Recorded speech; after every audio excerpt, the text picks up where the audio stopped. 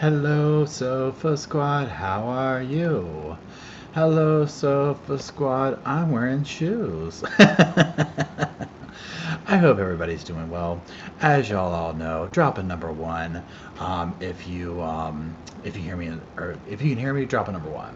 And let me get over to the right screen. There's that. There's that. There's that. Ooh. Okay, there we are. How is everybody doing? We got a number one. We got a number one. Alrighty. And let me do this. Let me turn the. Hold on.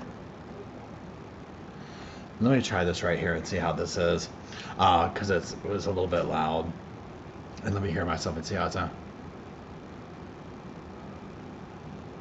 Yeah, that's not as boomy. We'll do that right there. Okay, so how is everybody doing? I hope y'all are doing wonderful. Everybody, welcome Miss Emily to the sofa. She is our favorite person, our favorite human, our wonderful moderator. She keeps me in line. The sofa cushions fluffed and all the other things there. Hey, Tori. Hey, Morgan. Hey, Miss Pretty. Hey, Aaron. Let me get. I meant to grab my glasses too, and then I walked right past them. Green is very glitch. Yeah, I don't know. So a couple of things real quick too about the things with the green. I mean, first of all, sometimes people get confused about the channels. This is the podcast channel, and then I have the main channel. Sometimes what I've noticed too, because one of mine did this one time, where it doesn't auto renew my because I'm a member of both of them. I should be. Let me see here. Let me do something. Watch, I'm probably lying. Hold on. I can't tell if mine's green or not, but obviously I had the little coffee mug. So anyways, never mind. There's that. I had this question too, and y'all help me out here. Let me know if y'all have experience with this. Somebody was trying to get into the members only chat via their television, watching it on TV, and could not access it. Does anybody have any experience doing that? Because I haven't watched YouTube. I mean, it's been forever since I've tried to go to say a specific thing, and done it like that on the television. I would think maybe the members only thing would be weird on the TV because you have to get the link from the community or whatever. You know what I'm saying? Pardon me. So I don't know, but if you know, drop it like it's hot. Wait, Mama says I would drop that. Okay. Cast it. Yeah, I think they were on their phone. I gotta read the email again because now that saying that, I forgot to email them back. This is my ADD can never sometimes. So a lot of people can't chat to the TV. Yeah, cast it from your phone. Yeah. I don't know really. Yeah, I don't know. I'm gonna have to ride them back and talk to them. If you signed into your YouTube, yeah. I wonder if that's what she didn't do. But now that y'all saying that, it gives me more information to be able to write her back. And if you're in here, I can't remember. I just literally remembered, so I apologize for not writing back. But I just literally remembered that. So, hey, 420 Warlock. I'm glad you're here. Hey, Shayna. How's it going?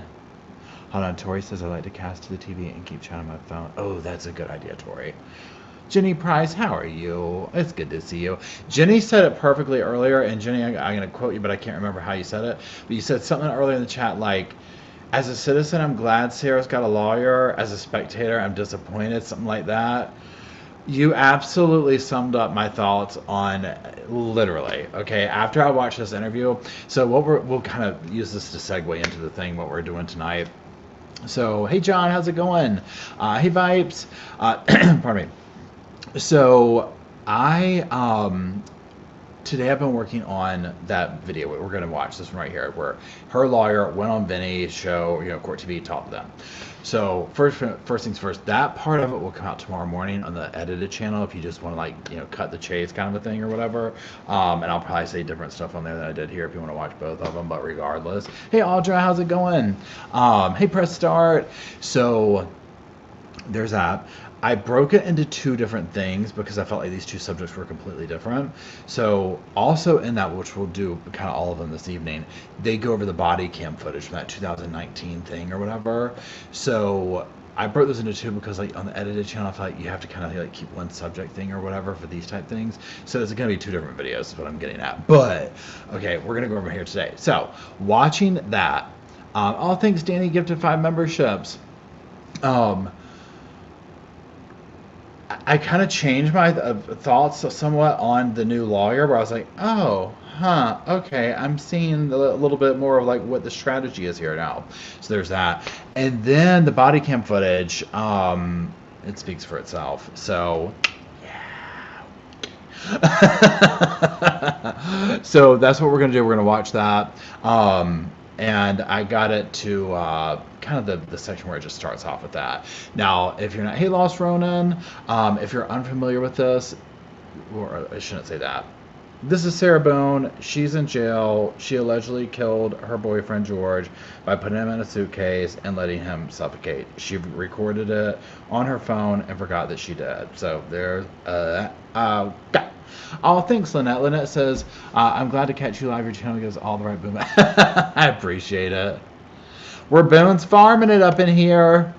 So, hey, Rebecca. So there's that. So what we're going to do is just watch it and kind of stop and talk about it along the way. This is Vinny from Court TV. Vinny from Court TV. And let me go find the other thing now. Where is it? Now I forgot what I was looking for. Y'all, it's been one of those days. Y'all, it's been one of those days. Okay, we're literally, before I was doing this, I was sitting here and I was like looking at things and I'm like, I know I'm doing something, but I forget which screen. Like, I couldn't remember where to go hit the live button. It was really bad. I was like, which one of these screens is this? I was like, Paul, okay, it's time. It's bedtime, and it's only what? Well, it's 7:30. That's late for me. Anyways, okay, let's go find the play button. There it is. Okay, here we go. Again, when it starts playing, if y'all could just drop a number 1, and I'm going to put this up here so I'm not breathing over it. Drop a number 1 to let me know that y'all hear it. Capability of excellence and representation. Committed. Maintaining faith in the client and case with the ability to think differently, overcome all circumstances. Okay. Epic opportunity awaits. Thank you, Sarah Chrissy. Boone, number 20005623. Orange County Corrections Department. Invest in the oppressed. Believe.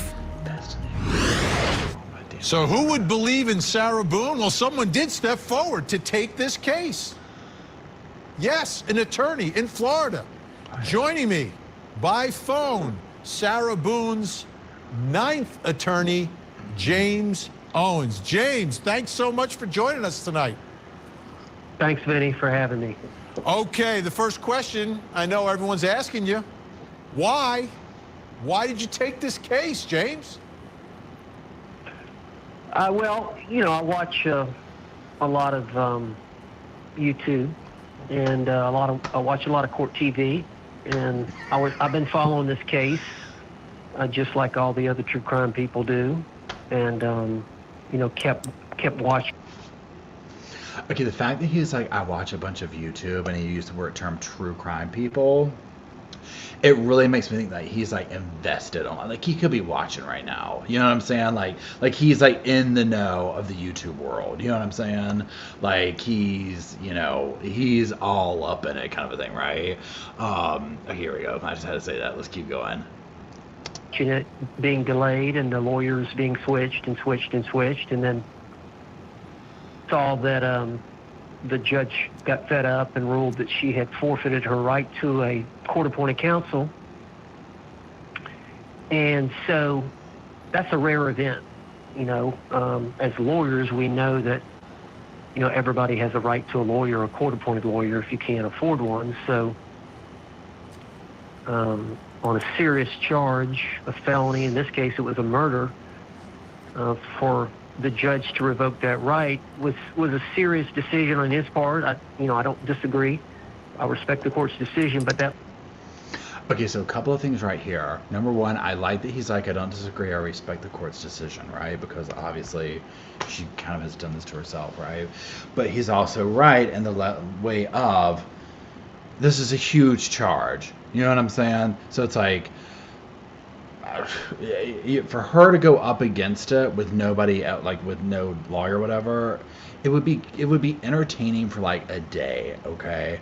And then after that, it would be like, oh my god. Oh, thank you. I'm so that Sarah hired a lawyer assistant who is paying him. I hope he's a good listener. A lot of time. You kicked, or you made all the correct little statements there. Thank you for the super chat. Because we're going to talk about all those. Especially, I see some people throwing out some stuff about like why he did this. I have my thoughts, and they seem to be lined up with y'all's too, about some of his like motivations why he could have taken the case on. I think he's playing the long game with this one. You know what I'm saying? And you'll see, we'll get to that in a second. Okay, here we go. That left her facing a murder charge without a lawyer, which is unheard of, I think. And so, I watched for a while, and then I saw the ad on your show. Damn microphone. I still can't believe he admits to that. I still can't believe that he says I answered the ad on your show. Oh, thanks, Tiger. I hope you drive safely. Okay. I'm like, he's like, I answered the ad. I absolutely love that, right? Okay, let's keep going. And I think that you had said something implying, hey, who's gonna take the case? What lawyer in Florida is gonna pick up the torch, so to speak? And I think you had somebody on, maybe it was a lawyer from the Northeast, and I think I remember that lawyer saying, man, if I was a license in Florida, I'd take the case, under that scenario, because she really needs a lawyer. Everybody needs a lawyer. And so the ad came out, and I sat there and waited for 3 or 4 weeks. I can't remember now how long I waited, but I was thinking that a lawyer out of Orlando would pick up the case. Somebody would think, hey, this is not right. There's no way she's going to get a fair trial representing herself. It's unfair. But there's a gap in the system. The judge made the decision based on her conduct that she had forfeited a right to a lawyer. I believe that's where the private sector has got to step in. Somebody in the private sector in that situation, and it's rare, should step in. So, like I say, I waited. Nobody responded in the local area. So I just happened to have a case down in Hillsborough County that I was going to, down in Tampa. And so I knew I was scheduled for court down there. So about a week before that, I sent her a letter. Okay, let's just pause for a second before he gets into like how he goes and talks her and all that. So him talking about like, oh, they put the ad on. I was waiting to see if somebody would take it up. I figured somebody in Orlando would. I'm like, they're all talking. That they're talking, especially the local ones. So they're like, oh no, absolutely not. We're not taking this case. They already know what she's like to work with, right? They're not going to do that. I bet he was sitting there waiting. I was like, well, why is anybody taking it? Have you seen? And even though the judge asked him, he was like, you know what's going on. You've seen this. You've read the stuff. You know what I'm saying? Like, ain't nobody taking this, okay? So let's keep going. And she had a third party contact me to, I guess, check me out to see if I was legitimate. And well, I think everyone's. I would give good money to know who that third party was and how they introduced themselves on the phone to him. Like if it's like, this is Sarah Boone's assistant or Sarah Boone's legal assistant. It's like one of her fans or whatever. You know what I'm saying? Let's keep going. Has been checking you out in the last couple days, and everybody knows you are absolutely legitimate, James. I mean, you have quite a history. I've been doing it a long time. So anyway, she reached out to me, and then a couple of days later, Sarah called me from the jail in Orange County in Orlando, and we talked for a little bit, and I explained to her that I was coming down that Wednesday, but I'd come down early and spend Tuesday talking to her, and she agreed. So I drove down Monday after work. Tuesday morning, can you describe that meeting without, I know attorney-client communications is off limits, but how would you describe that meeting to someone? Like, was it different than meeting other clients for the first time? The first meeting? Yeah. No, it was, it was a 4-hour meeting. I usually don't meet with clients in the jail for that long, so I gave her a chance to talk and just listened. For a long time, she had a lot to say. Obviously, she's been in jail for 4 years. The pause button. And I mean, I couldn't find that damn pause button quick enough. She had a lot to say, y'all. But I said this in the thing. He's going to get to this in 1 second, but I'll just go ahead and say it right now because I'll forget. Okay. I feel like with what he did, let's just talk about the talking part, where in a second he's going to say, I just listened to her, right? And I'm like, well, thank God, right? Because I feel like she needs someone to do that probably every single day. Like, she works herself up to that level. But it's like, so it's almost like someone had to take the L for the team, and he was like, I'm just going to sit here and let her verbally throw up on me for 4 hours until she's just worn herself out. Okay. Like, almost like a kid, like, just let him wear himself out. They'll come back round for food and a nap, okay? But just let him go. They'll wear himself out here soon. And probably by hour 3, he was like, she hasn't worn herself out yet. She has not worn herself out yet. Okay. When will it happen? You know, we had a good meeting. Just, again, I think she has trust issues because she felt like she did have some good lawyers that were on her case and just withdrew because... Imagine that. They would get in some arguments about issues, I guess. And so she said they wouldn't even tell her anything at the jail, but the next thing you know, she would, you know, be sent to court, and the lawyer had filed a motion to withdraw. So she didn't, you know, trust the lawyers because she didn't know who to trust. She'd been with so many. So here's the thing, when she has this whole thing, I don't know if it's control, I don't know what it is, it's probably a bunch of things, where she is like, well, you know, we got in these arguments, then I went to court, and they didn't tell me anything, and they were closing the thing, and it's like, okay, well, look, I get that can be frustrating 100%, but also it's like, I mean, she's incarcerated, they can't just pick a phone up like they've said numerous times. She acts, it's almost like she needs to be in such control, she can't handle it, and it's just like, well, yeah, I mean, Sarah, do you think somebody's going to reach out to you after you're berating them and going off on them? Like, why would they, right? I mean, it's just, you know, why would we do that? Hey, Jules. A 2.5 video on Sarah. You're putting in the work today. Oh, thanks, Emily. Gifted memberships. So that's the whole thing with that, where I'm just like, yeah, I'm not buying that. Okay, let's keep going. A lot of it was just trying to build trust with her. After she talked a little bit, I told her a little bit about myself. So really, he probably literally got 2 sentences in. Feeling each other out and trying to build some kind of rapport was the first meeting, which was about 4 hours. But I think early on in the case, I was able to persuade her that I knew what I was talking about because I was prepared. When I got there, I was prepared, and I played part of that 4 hours. I played the prosecutor, and I pulled out the jury instructions, and I made an argument as a prosecutor would make to a jury. And I had her sit there and listen to it. And I think that was effective. Okay, this part, I absolutely love that he did this, because I'm hoping this is the way it went. I feel like he might have talked some sense into her on some level. Here's the thing. When he's talking about, oh, I basically went in there, because she's already a pretend judge.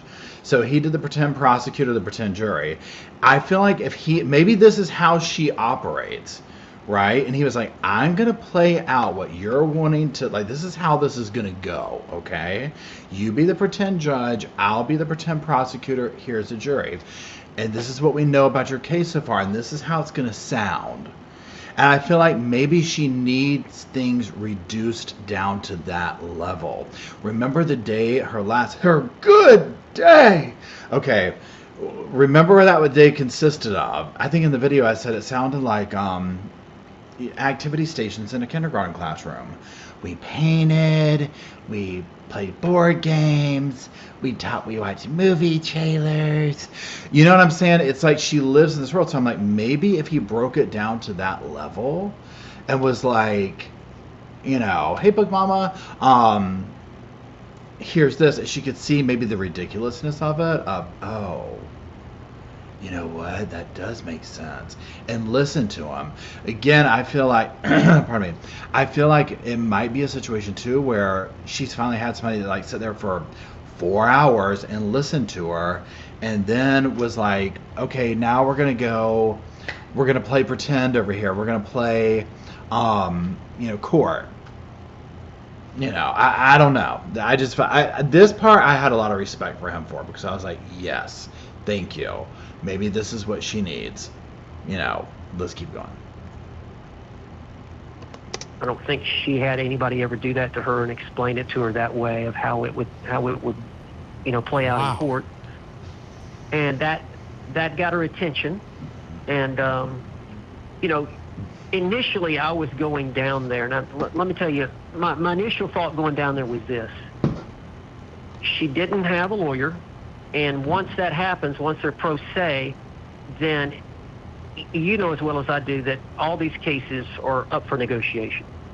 Plea agreements are pretty much on the table at any time, and judges recommend, the courts recommend, you try to work cases out. The vast majority of cases get worked out with pleas. So, I talked to her about that, and that was my intent. I'd called the prosecutor and told him I was coming down there to speak with her ahead of time, and he wanted me to file some kind of a notice of appearance, and I didn't want to do that. I wasn't ready to take on the case.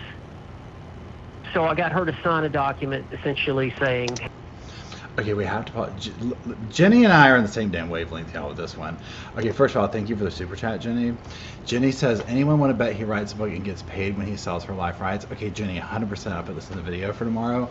This is what I think his long game is. Did y'all hear any of that? Lord help me. Y'all can't trust me with this thing. I'm having to do this because I don't know. We'll get to that later. Okay, so what I was saying is Jenny and I are on the same wavelength with everything. I put this in the video where I was like, I think his long game is he's looking for what Jenny just said, like book rights, things like that. You know what I'm saying? Like, he's looking at the long payoff, because let me tell you what, the fact that the Lifetime hasn't even done this yet is shocking to me, okay? I'm just like, what? Why isn't this all over the place? So I think that because in a minute when he talks about money, where it's like, oh, she's going to pay me back. I'm like, oh, I bet she is. You know what I mean? Because he's probably like, look, I get a cut of A, B, C, and D. Or I'm going to act as your broker, your agent for whatever. Because here's the thing. She's going to get out of prison, okay? Unless she ends up, let's be honest. She could turn this into a life sentence, okay? She really could. But, if things go whatever, she'll get out, okay? Eventually. And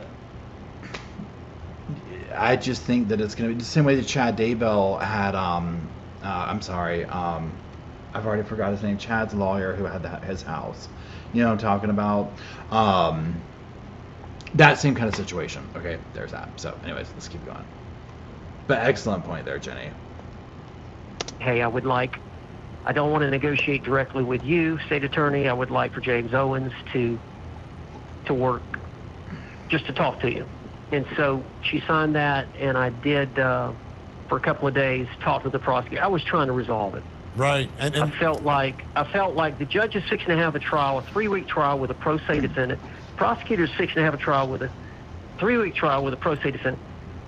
It was not going to be fair. And I felt like they might be in a posture to try to negotiate something that would be doable. So that was my... Okay, another good comment. Somebody just wrote Kells, and how are you doing, Kells? Kells wrote, he probably told her about Gypsy Rose and how much media wants her. Exactly. Right? I think that this is completely going on here. Yes, it's like somebody needs to step in and represent her and kind of walk her through this process to finish it up. You know what I'm saying? But yeah, he probably got in there and was like, you're sitting on a gold mine. And somebody else says something like, she can't profit, but he can, or whatever. I think definitely some of this stuff's going on here. Definitely. Okay, I'm looking for this button. Here we go. My first intent was not to handle the case, not to try the case. If we got something worked out, then I would file a notice of appearance, and we'd set it for a court date to resolve it. That didn't happen, was my first. No, it didn't. And I left that 4-hour meeting. I went to Tampa the next day, had court, and then turns out the investigator that had been assigned to the pro se litigant, Sarah Boone, he was meeting with her that evening at 7, so I asked if I could just join. So I came back over and spent about an hour and a half with her and Billy Lane, the investigator. And we talked some more, and I was convinced that there was going to be no plea bargaining, so I told her I was not representing her. Okay, what do we think? So here we go. No plea bargain. It's not going to happen. I went there, I talked to them, whatever. What do y'all think? I would love to know, because this is how I think it went down.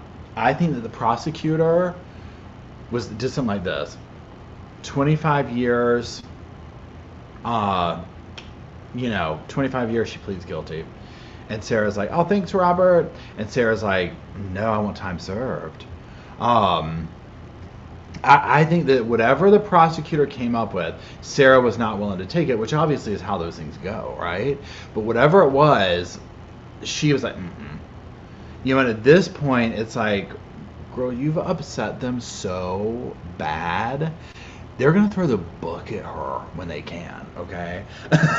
Like, throw the book at her.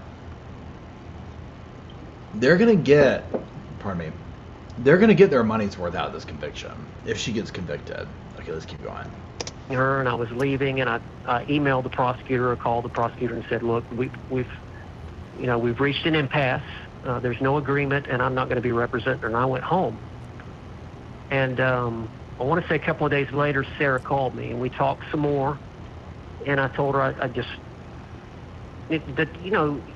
Vinny, So, but at this point, she's now reaching out to you because she wants James Owens to represent her. Well, we did connect. We did connect. And I think she was overwhelmed being her own lawyer. She was stressed out. Yeah. She had all this discovery that she was trying to go over. She didn't know what she was doing. She didn't know the rules of procedure, rules of evidence. And she had told the judge, I think they'd had a couple of hearings on some issues, and she said, Judge, this is not fair. I don't know what I'm doing. And the judge kept saying, well, I'm sorry, ma'am, but this is your position. So I think she was just thankful that I came down to see her. We had, some good meetings. So I think she really needed some help. So I think that was partly to do with it. But there were still some issues because I think she was let down because I said I wasn't going to represent her. Right. So we got off the phone. I still said I wasn't committed to it, but I was thinking about it. But as you know, second-degree murder trial, and the judge had set a firm date for October the 7th, which is really difficult to do. I mean, you pretty much have to shut down your practice for 30 days or 6. Okay, so timeout. So, again, no plea deal is going to happen. He's basically going in here thinking, like, I'm just going to plead this situation out for her, resolve it, like he said, yada, yada, yada. It ain't going to happen, so we're all done here. Now, this could have been a ploy to, he probably could have, like, thrown out the little bait, you know what I mean? Of like, okay, well, that's all, Sarah. I'll see you later. Have a nice life. And then, obviously, we're about to find out that she, calls him back talking about, come on, I need some help. Yeah, Week, absolutely. And just to try to catch up and just be, which is essentially what I'm having to do. Now, well, you've seen the body cam, all the interrogation videos, the 911 call, and then, of course, the cell video. It starts there, right? But in terms of getting prepared in 30 days for this trial, that's 4 years old and a lot of things have happened. Can you do it? And will you be ready? Well, I'm gonna do my best with the time I've got left. That's all I can do. I'm gonna get some help. I've got to get some staff helping me. I've got a couple of lawyers that are buddies of mine that have offered their help. So I should send that lawyer from the Northeast down to help you. Joseph Krowski is the guy. Yeah. We'll let him know that he's the reason that you jumped in the case. He may fly down there to help you. He's up in Boston. Okay. It's cold. He may come down and help you. And that'd be great. And I've got two lawyers that, like I say, I think are going to help me, are pretty much committed to it. They're friends of mine, and I trust them, and they want to help me. And they realize. Okay, I want to talk about a couple of comments that I see. First of all, some people have talked about that they had a screaming match. I have not looked at the documents today, so I haven't seen that yet, but interesting.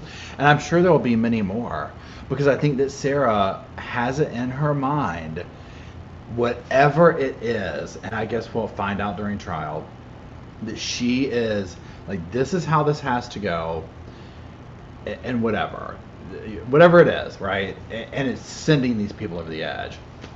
Okay, what was the other thing that people were talking about? Hold on 1 second. Let me just look at your things, because somebody said something that made me think of another thing.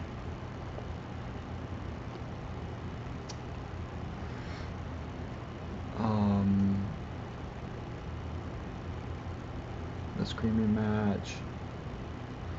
I don't know where the other comment was that made me think of something, but yeah, definitely I want to see. I would love to know what it was about.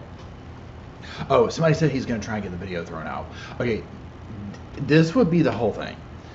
That video is so damning, and listening to what the professionals say here after this interview, and they talk about, like, can she get the what do you call it, the battered spouse syndrome, you know, verdict, whatever, they all go back to the same thing of, she's on the video talking about, you cheated on me, you did this, you did that, you blah blah blah blah blah, and it's like, that video is absolutely bad. Now what works for her is all the documented times of, like, cops coming to the house, this type of stuff. But the video we're going to watch here in a minute, I mean, you can tell the cop doesn't, you could tell, like, she's being shady. Okay, she's being shady. You can just tell there's something going on. The cop calls her out on it. Okay, let's keep going. Please help. I thought the case was going to be continued. I respect the judge's decision, but I really, really thought... Let me ask you this. Have you spoken to any of the other 8? Yes. I spoke to Ms. Cashman, who was the last lawyer that had it. I've tried to speak to Mr. Padilla out of Miami. He's the one that had the case initially.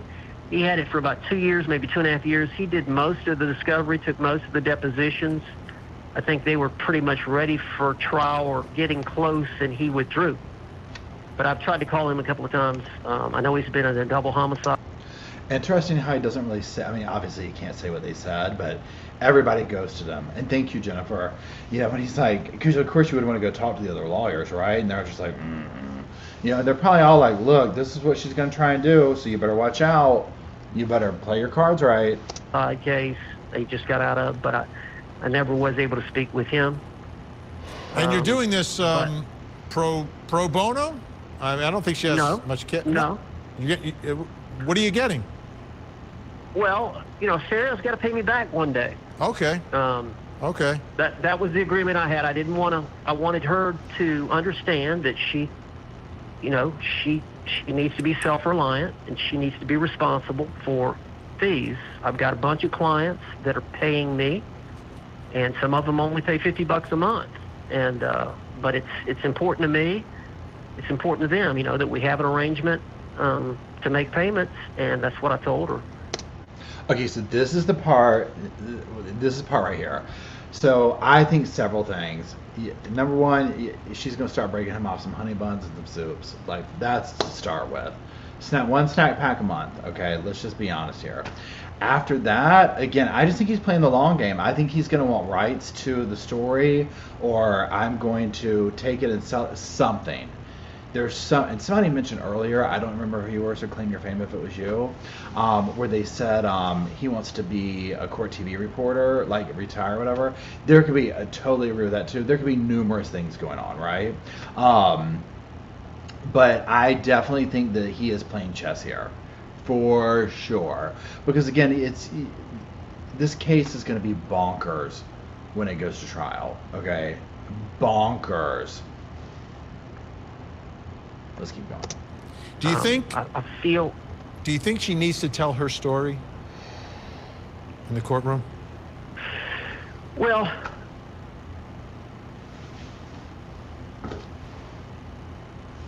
Sarah's a unique individual. I don't know. In a criminal case, is the time to tell her whole story. I think if it's necessary, no, she'll tell it. She'll take the stand. We're just going to see how the case plays out. You know, we'll make that decision when the time comes. Of course, she's got a lot to say. She's filed a lot of pleadings, a lot of letters. Some ill-advised. We've seen them. Trust me, we've seen. Yeah. So. I love Vinny. Trust me, We've seen them. Now, on that level, okay, so I started watching the Robert Tellis trial, and this is the guy who went up there and did the narrative defense, where he just got up there and they allowed him just to talk. And in my mind, I only got through a few minutes of it because I was like, oh, wait, I didn't know how complicated this case was. Like, even to interpret his testimony, I was like, I need to go back and see exactly what the defense said and exactly what the state said in the opening, because it's very complicated. Just the little bit that I watched of it, in my mind, I was imagining Sarah up there doing that, and I was like, oh, absolutely not. Okay, I was like, no way. No way. There's no way that would absolutely. She'd be up there for days. For days, okay? James, this is what I want to do.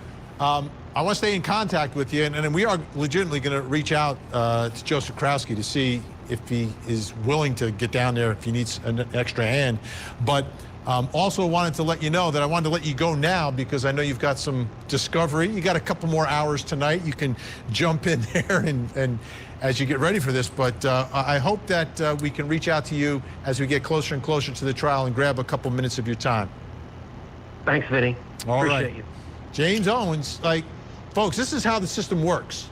It doesn't work if lawyers just look away and don't jump in like this. Everyone, whether you believe they're guilty or not guilty, it doesn't matter. Without defense attorneys stepping in like James Owens is in this case, the whole system crumbles. It absolutely crumbles. So, amen, Vinny. I mean, 100% agree with that. Right, wrong, or indifferent, guilty, not guilty, everyone deserves that. And it's going to benefit everyone in this situation, I personally think. Oh, hey, Dwayne, how's it going? Let's now fast forward a little bit to the body cam footage, okay? Please help. Now, what we're going to be looking at is this is from 2019, and this is like some of the domestic violence situations that were leading up to, like months before, I think like 5 months before or whatever, the actual circumstances that we were introduced to George and Sarah through. And let me just get here.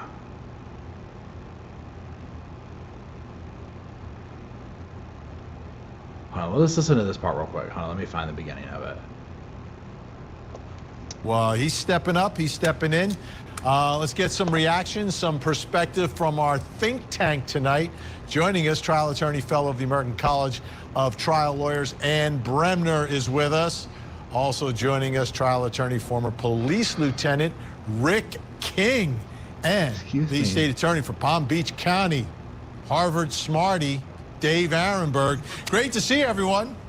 Can I start here because I got two Florida guys here, but Dave, you can't do it. But Rick, do you want to be part of the team?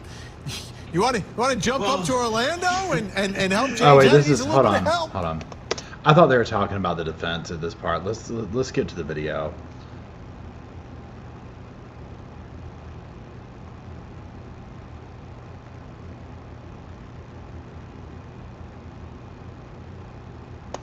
Okay, so this is now going to get into the events that were taking place, and then we're going to see body cam footage.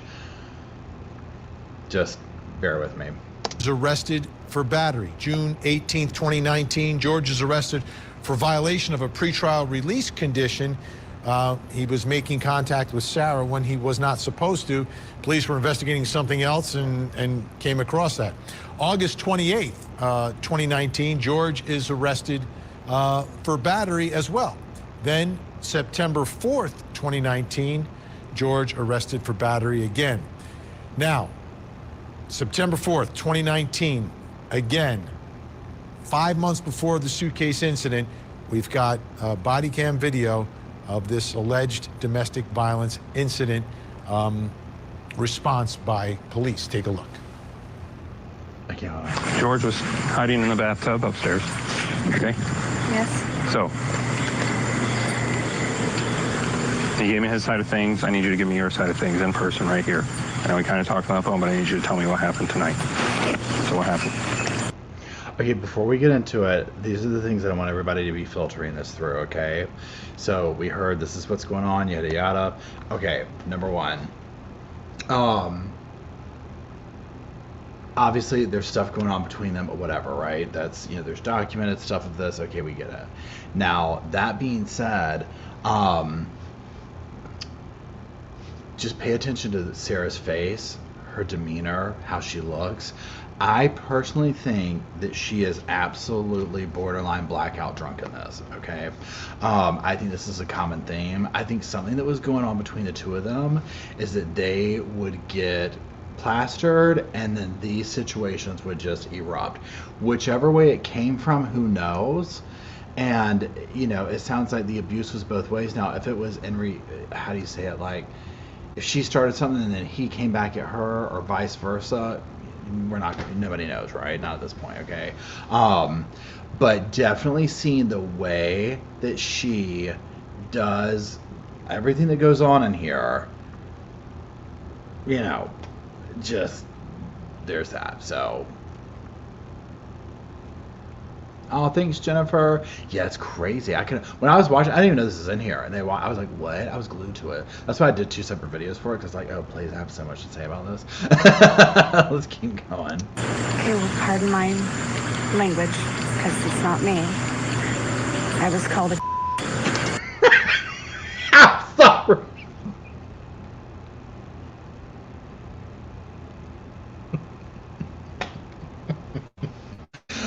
Like the most vile word comes out of her mouth. Look, I just want to say I'm sorry it's not me, okay? I know this ain't very ladylike, but well, I was called a... And the way she will always revert back to this. This is how she looks at him, pretends the ring lights him. She's like, I went barefoot. And I'm like, how does he keep a straight face through half of this? Right? When he starts calling her out. Okay, I'm just like, and what would be even better is if we found out some kind of irrefutable proof that she made that part up. Like that he never called her that. Okay. Let's keep going. Okay. And I'm not a mother to my son. Okay. All the while, nonetheless, I was sleeping before that. Okay. So you're woken up to him calling you names. Is that what you're saying? I thought that I'm like, feed the beast, go outside and smoke a cigarette with him. Okay. Try to calm things down. Well, the whole time I was there saying nothing. Nothing. I was called names. Okay. So you guys are smoking a cigarette, and he was calling you names, being verbally aggressive with you. Verbally abusive. Before that, where I'm like, I don't want to get hit anymore. I personally think, okay, this is my second time really watching this now. I think she almost makes it up as she goes. And then once something comes out of her, okay, so just saw that, she was like, this is before all that. And I think then she was like, oh shit, I just pointed to my ear. I have to now say something about what happened to my ear. You see what I'm saying? Like, it's almost like she's just going on the stream of consciousness, because she's like, all the while I was saying nothing. And I said this in the video too. Do y'all think that, honestly, we've seen her, you think she's going to be sitting here having someone talk to her a certain way like she's claiming, and she's not saying one thing?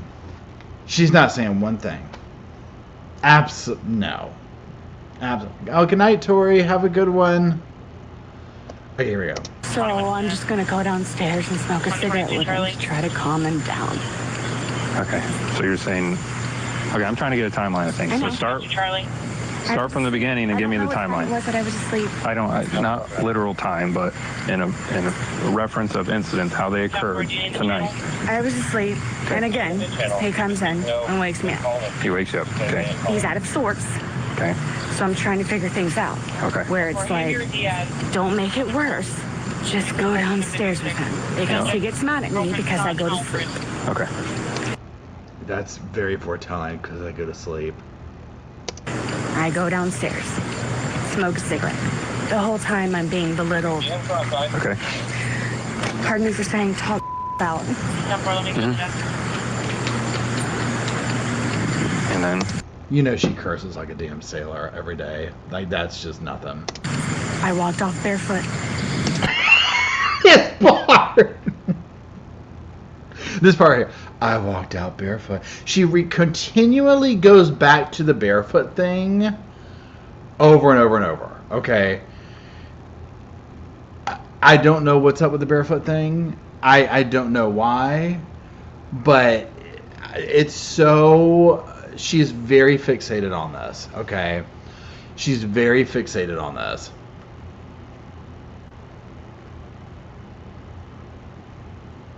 Okay, where we go? Here we go. Okay, so when did he hit you? You said he hit you. That was in the bedroom. When? I just asked for a timeline. He woke me up. Okay. He woke you up. 121 units, call me to check. By hitting you? Is that what you're telling me? Or what happened? I need you to tell me. He kicked the door open. He's kicked the... You're adding a lot of detail. Okay, hold on. I put this in the video too. And I'll let him finish talking in a second. Here's the thing. Notice what she does.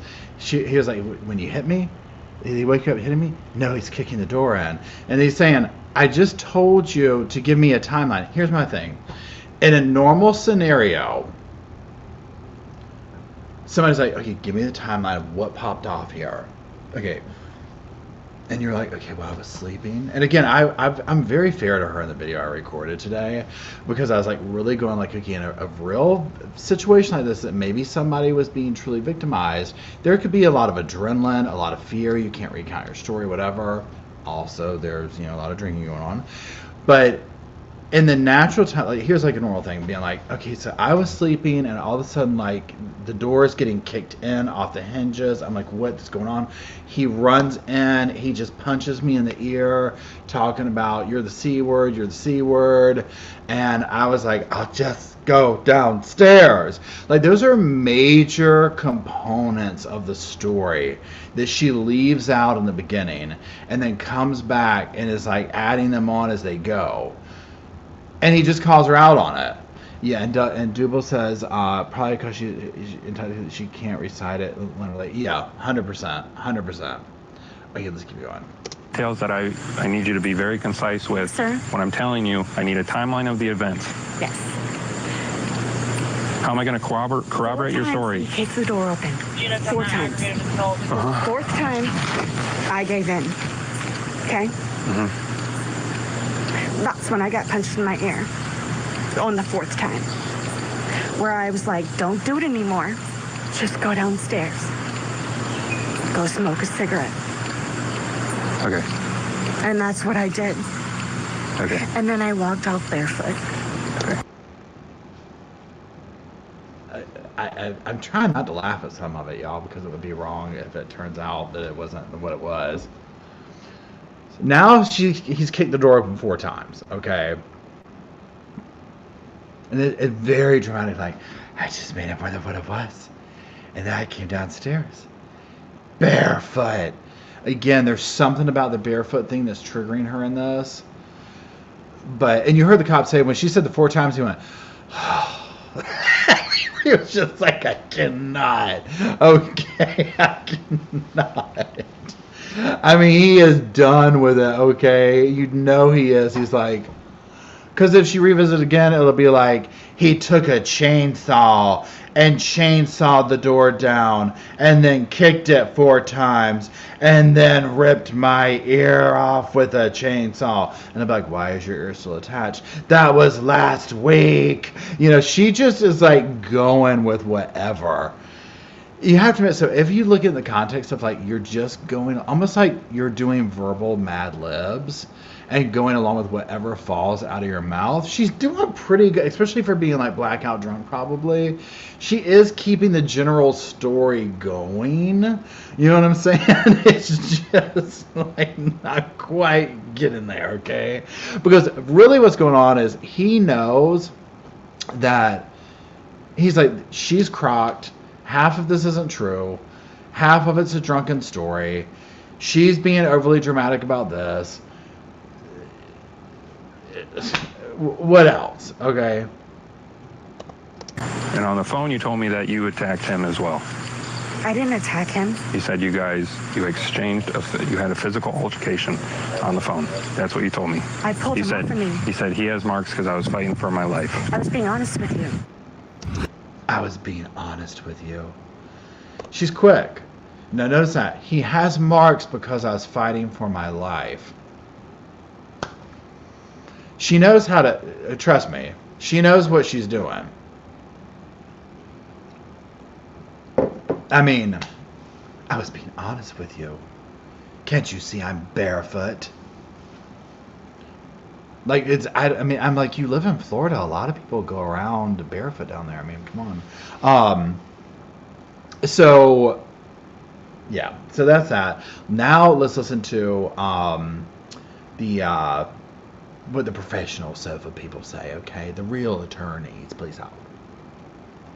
Relevant in the trial.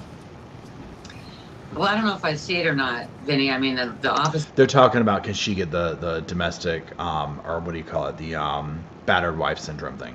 Seems to not believe her, at least in my estimation, but she's definitely got that defense. And she called it in and she said she was attacked and everything else. It sounds like it's happened before. So this is something that she can allege. However, he's in a suitcase. So, I mean, does she let him out? You know, does she call the police, say I put him in a suitcase to protect myself?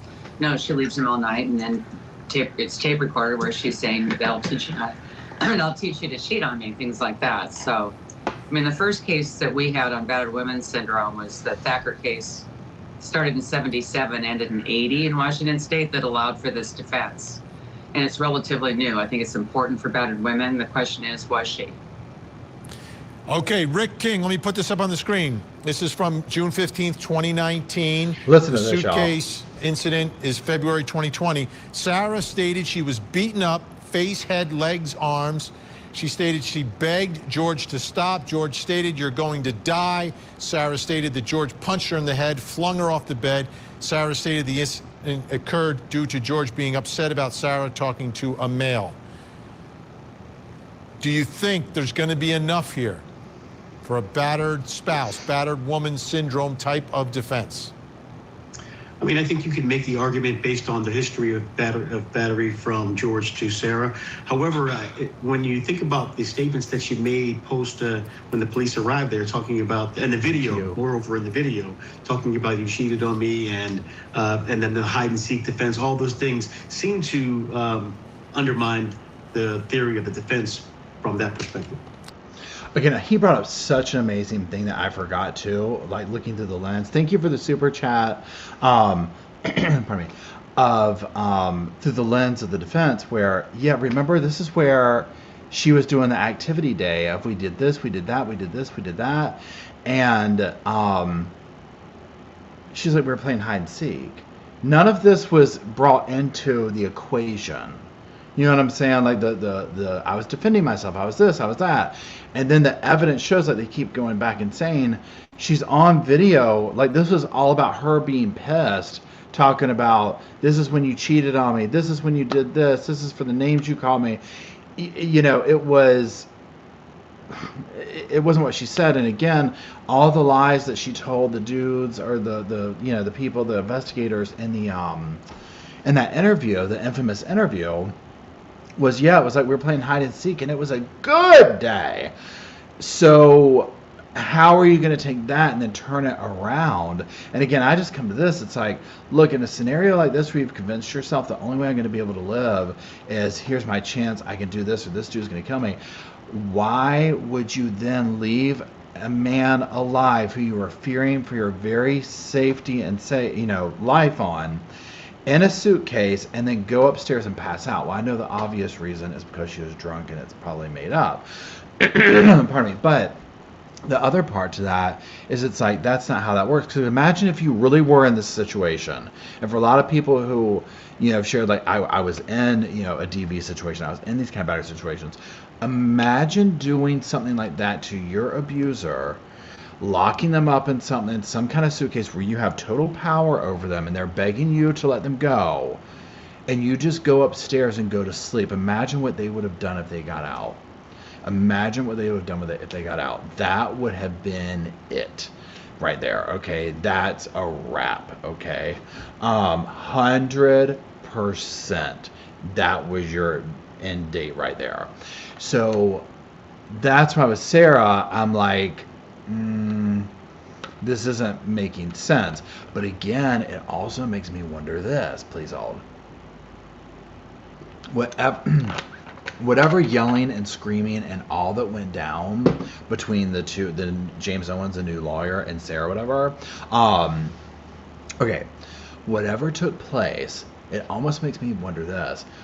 Was there another defense that he was like, I'm going to play this defense out in front of you so you can see what this sounds like? And then they were like, okay, we're going to go with the battered wife syndrome defense. Because it makes me think, if this is what they're going with, it's the best thing that they have. So then what was the other possibilities? You know what I'm saying? Or has it always been this? And if it's always been this, and he's seeming to say, oh no, we can do boom, boom, boom, why didn't the other lawyers? If, you know, you see what I'm saying? Unless he's just going along with it to be like, look, we're just going to do this and it doesn't matter. But I almost feel like there was multiple defenses, and maybe the original one, he convinced her don't do it. And now they're going with this.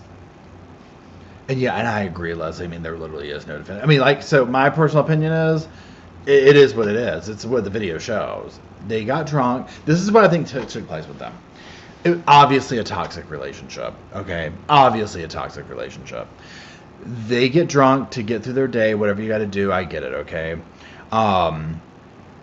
And it starts, and it could be, you know, maybe he did have some of his own issues that he would come to. Maybe he didn't like her talking to him, man. You know she would try and make him jealous, right? But Sarah would probably be Sarah, and it would start this back and forth. And it probably, their evenings consisted of, or days, I don't know what their, you know, stuff was, of we just basically drink our way through the day, and it just start, you know, this drinking drama, you know, just drinking drama. And especially when someone like Sarah, who you can tell has this effect, or alcohol has this effect, where she just, it probably, the second it touches her lips, she becomes this totally different person. Oh, thanks, Jenny. And Jenny's, every step she took upstairs after he begged to be let out, so he couldn't breathe this pre-minute. Oh, yeah. I mean, I get it. Because that's what she did. She went upstairs, and she probably was thinking, well, number one, she wasn't, you know, but in her mind, she's probably thinking, he's going to stay in that suitcase all night long and just suffer, and I'm going to go up with whatever. Having no idea that this was, you know, whatever. Yeah, but Peep says mean drunk syndrome, 100%. 100%. Yeah, Mary says I can totally see Sarah flirting. Oh, you know she did. I can hear now. I was just up at the gas station buying cigarettes, and so-and-so was there. Oh, he's so... I mean, she would just probably play the game. And at a certain point, I mean, I guess, like, you know, does anybody remember how long her and George have been together? I can't remember that. Because it's almost like, you know, their dysfunction worked. They know it. It's what they did. They knew how to operate within it. And so, let's see, no, 3.5 years, that's it. That's it. Oh my God, y'all. I don't know why I thought it was longer. I forgot. Oh my God. Think back to, like, if you've been in, like, a relationship or anything like that, like 3.5 years. I was thinking, like, okay, you're really tied up with somebody, like, 10 years, something like that. Like, okay, we're, like, this right here, I mean, I don't know. It is what it is. I mean, it is what it is. Yami says it seems like a lifetime. I'm sure. Oh, you know it. You know it, right? Oh, yeah, Jenny's talking about the thing. Yes, so his brother killed his wife or girlfriend, stabbed her in the head. I mean, so you know that's out there now, right? I mean, this is like a recent thing going on. Yeah, Vess said, I don't think she meant to end it, but I definitely think she doesn't care that she did. 100% agree. Yeah, I don't think she 100% meant to kill him. I think she was doing whatever she was doing, right? Listen, Lyslote. I'm not sure how to pronounce your name, but if you put in the comment section so I'll know. But I appreciate it very much. And you said that Sarah told neighbors not to call police if they heard fights going on. Not what? Oh, wow. Oh, yeah. There's going to be so much evidence, and I think it's going to be a no-brainer. And I'm talking a no-brainer for the state to say, here's A, B, and C up here. Listen to this. They're going to get the neighbors up on the stand, and it's going to go all down south for her. all down south. 100%. Yeah, Mary says the same thing. Hey, Ace, how's it going? Mary says the same thing. She doesn't think that that Sarah cares. She's not showing any remorse. 100%.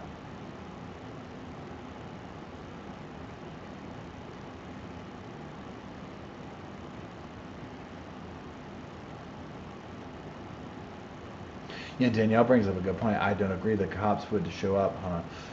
Hold on.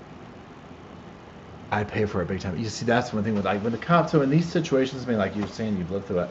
When the police and stuff like that show up, I mean, this is where it gets very dangerous. Remember, or if you've not watched it, the Worst Ex Ever is out. And in the first episode, it's dealing with one man who victimized numerous women. And, I mean, I won't spoiler alert, but long story short, it doesn't end well for some people. But all the women luckily survived in this scenario, and they're telling their experiences. Well, one of them, pardon me, I mean, she's even at the emergency room, escaping him, literally jumping out of a car, running through a grocery store, getting, somewhere help. And she's in an emergency room, scared to talk to the police because she's like, it's going to be really, really bad for me. Because he's just going to go to jail for one night and get out, and you already know what's going to happen with that. You know what I'm saying? Pardon me. It's not going to end well. Unfortunately, the way the law is, it's like something really, really bad has to happen. And usually it's too late by then.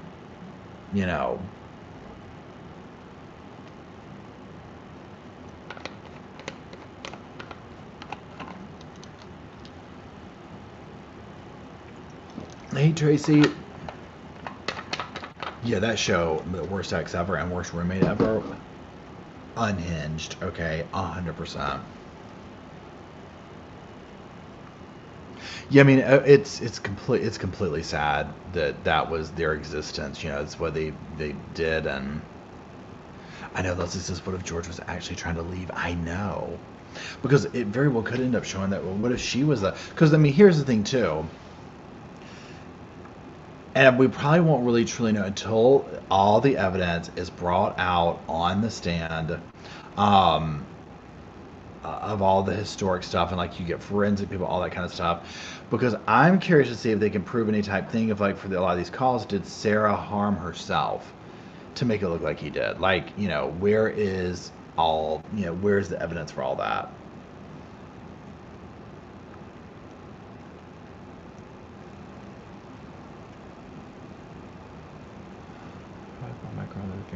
My grandmother was always terrified. There was called the cops and yeah. So many people sadly have that same story.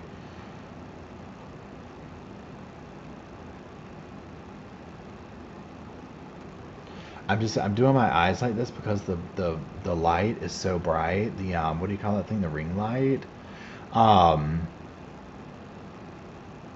And so I need some sunglasses. I don't know why it's bothering me all of a sudden. I guess just because it's listen to me, it's late at night. It's 8:30. For me, it's late at night, right?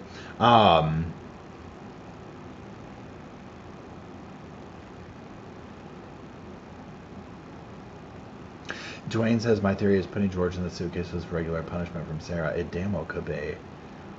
Because here's the other thing too, when you listen to the video of him talking, it was like, the way he sounded was very like he was a victim. You know what I mean? Like he was begging. I didn't sense like extreme anger. I'm very curious to hear on the stand from his family members and people like that. Blame Boone, I know, right? Yeah, George had to sound calm and beg to get her to open it, yeah. Oh.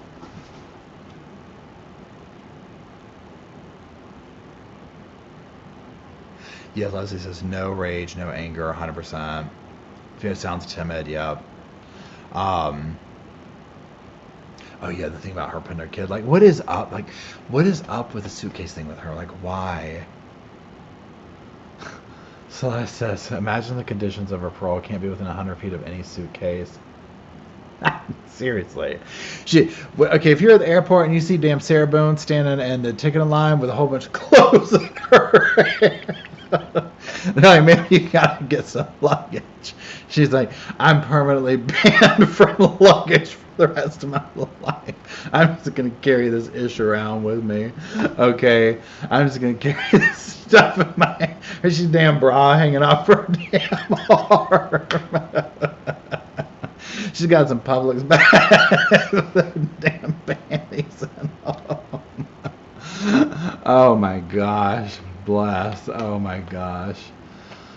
Lord have mercy. Oh. I know, I was looking forward to the Samsonite expert too. I mean, like, honestly, like, they're going to probably... That's the ridiculousness of it. That is the ridiculousness of it. It's like there's probably going to be stuff like that, right? I can't wait for the family to get up there, because you know, when they get up there, they put his family up there, okay? And they're talking about, like, what went on behind the scenes. And I get there's two sides to every story, right? So I get that. When his family gets up there and tells some of the stories, you know it's going to be like over the edge. Because like you see her behavior now. Imagine what it was like on a day-to-day basis. Imagine his family doing something on a day where she's that drunk. And I think that was probably a daily occurrence. I think the neighbors will probably testify to that was just every day. She probably tormented the neighborhood. The complex or whatever, you know what I'm saying? So, oh, that's right. She said it was out for donations. Yeah, because remember, like the day they described too, like this whole list of stuff that they did, right? Where I'm like, my God, right? Yeah, Mel's right. There's three sides: his, hers, and the truth. Exactly.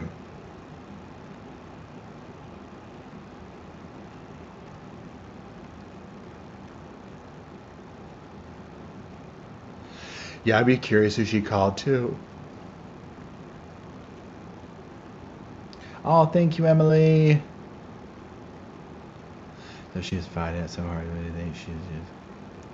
And it'll be curious to see. I mean, gosh, once this is over, and like we get more behind it, because you know, like once it's done and people can talk and stuff like that or whatever, it's gonna be good, right? To get some behind the scenes information that we haven't gotten.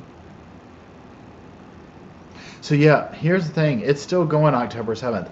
And then one of the things here they were talking about where they were like, you know, they really thought that he was going to, the professional people here, you know, they're like, I really thought that he would at least, meaning the judge, extend it, you know, by one cycle or something. You know, so that's where you get into the whole thing of like, how is this going to play out? It almost makes me wonder if her lawyer's like, look, you just are going to have to ride this out and get out of this man's courtroom and go on appeal. If you're found guilty... Oh, thanks, Tanya. Gifted 1 membership. Thank you.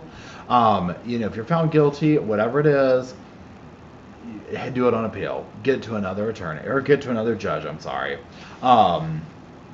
Because I mean, at this point, it's like, girl, you just need to your time has come to an end in this courtroom. Okay. Period. End of the damn story.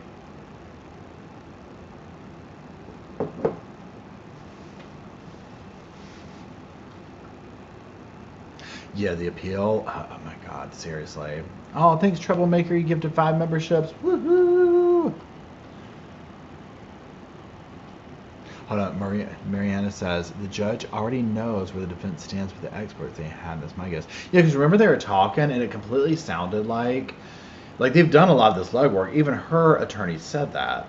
So, you know, a lot of this stuff's already been done. So it's just like, look, do your little thing.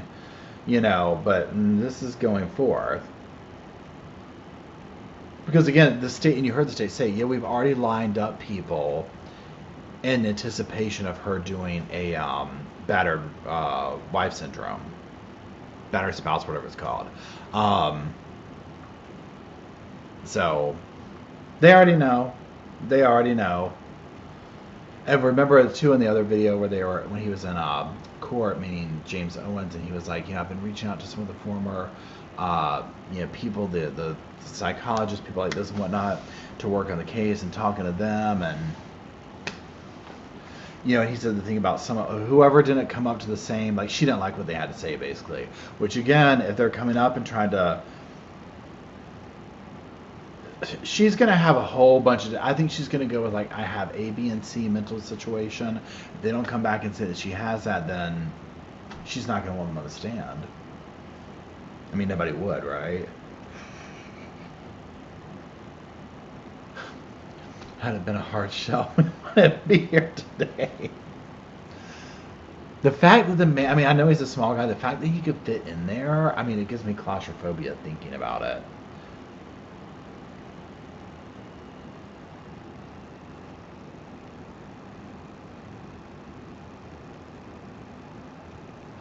Good night, Upstate.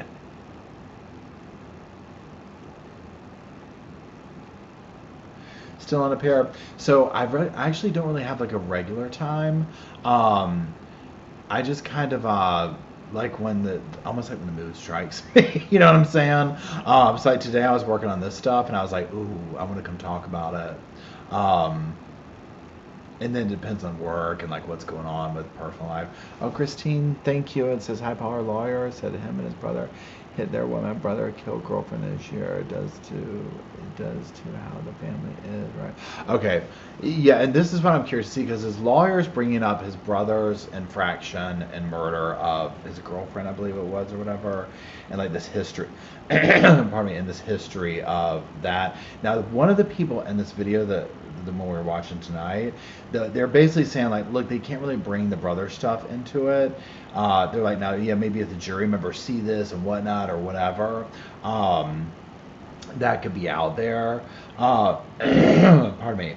But yeah, I don't know how legally that works, if they can even bring that part up. Now, again, if they can show documented evidence of George, like, inflicting harm onto her, beating her, all that kind of stuff, whatever. Renee, yeah, we're just kind of talking now at this point. I just, what I would be curious to know is can the defense get former girlfriends, wives, whoever, of George to consistently get up there and all say, George beat me, I was scared for my life at all times with him. Are they able to do that? But Mama says no, his brother's actions are not admissible. So, yeah.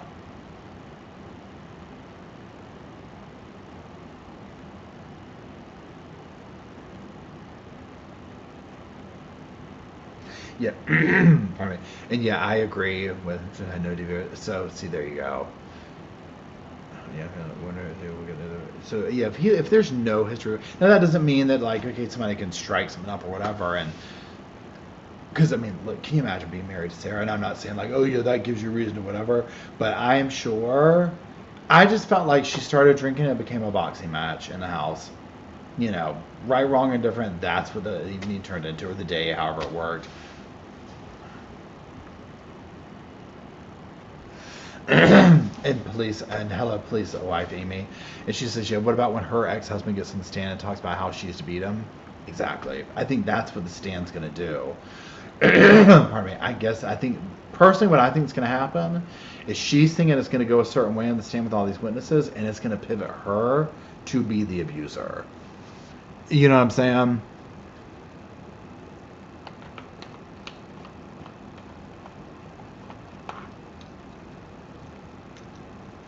The other part too, I don't remember if I said what video I said this in or whatever, but when he was in court the other day or yesterday, whatever it was, and he was like, well, I haven't been able to go through the discovery, Sarah hasn't, and I'm like, why hasn't she still gone through the discovery? And did they take it away from her?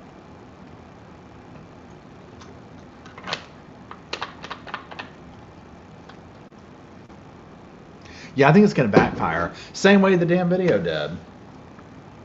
Same way the video did. But again, people like Sarah think they can talk their way out of anything. You see it naturally coming out when she's drunk, but you see how it does. Now she's sober, and so she's a little more conniving. You know what I mean? Like she's got her wits about her or whatever. But they talk their way out of stuff. And a lot of times it works because people want to get rid of her. Or him, her, whoever it is in the situation. They're like, just go away. What do you want? Here, take it, leave. There's your expired coupon. Thanks, bye. No, thanks, Toby, for being a member. Please go to Florida visit. Can you imagine? I'd fall asleep in the first 10 minutes. I'd be like, I would pass right out. Oh, what's this?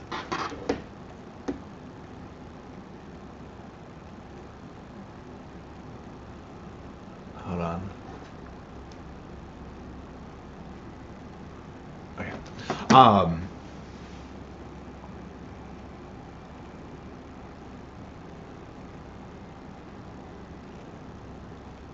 Yeah, Blue says it was an abusive relationship both ways with alcohol mixed with both. Yeah.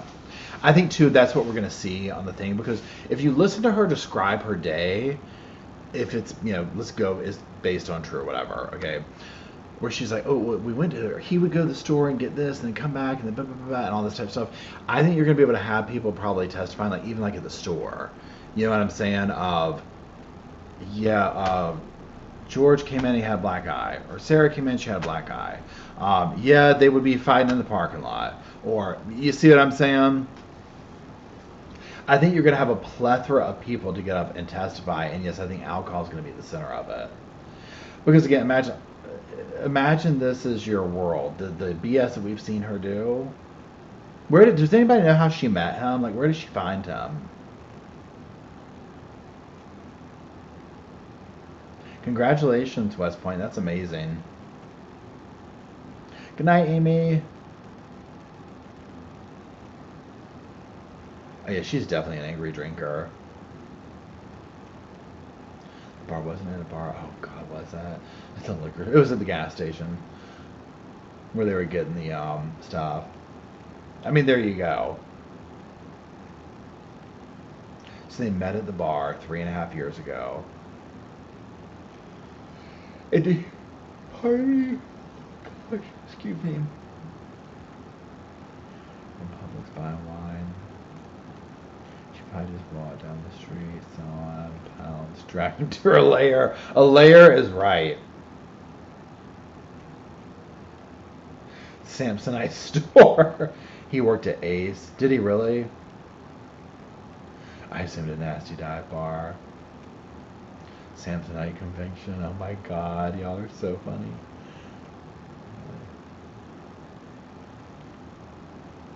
Okay, Ace. Okay, interesting. I love Ace Hardware.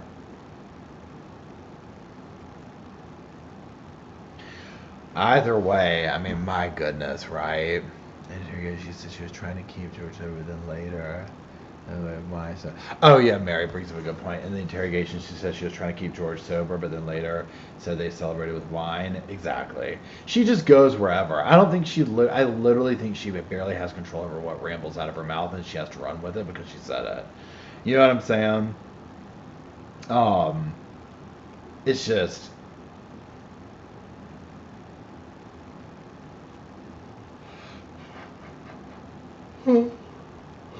Excuse me, I'm sorry. Yeah, I wonder what she was doing for maybe she was living off her ex-husband and like child support or whatever.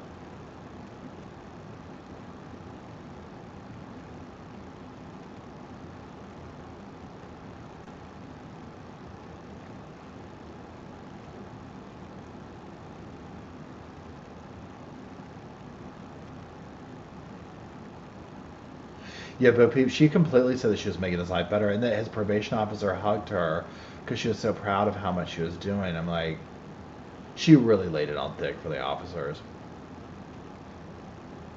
I know, right? I would love to, Jenny. She laid it on real thick.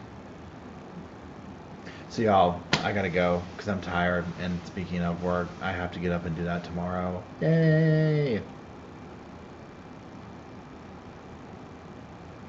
The ex said he was basically supporting her. Okay, yeah. Mm-hmm.